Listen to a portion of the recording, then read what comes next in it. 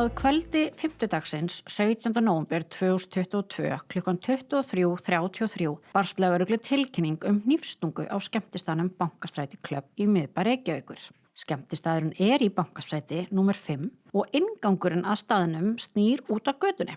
Þegar lögreglan kemur á staðinn voru árásaraðilarnir farnir af vettvangi. Í rýminu niðri voru 3 karlmenn, Lárus sem við þekkjum úr Gufunesmálinu. Lárus einn af sakfelldu í Gufunesmálinu. Hann Lárus var þarna niður í rýminu og Óli og Jói. Þeir voru allir með stungusár og mikið blóð sjáanlegt.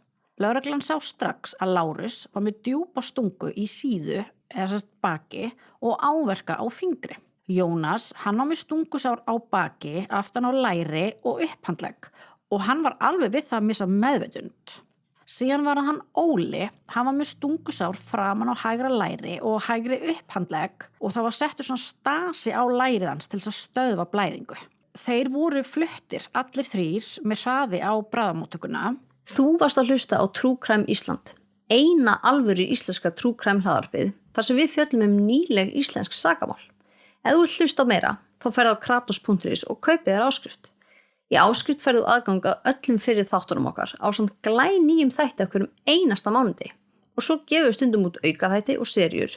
Og þeir sem í áskrift koma í lokaðan Facebook-hóp, þar sem við setjum inn alls konar upplýsingar. En sjáumst í áskrift!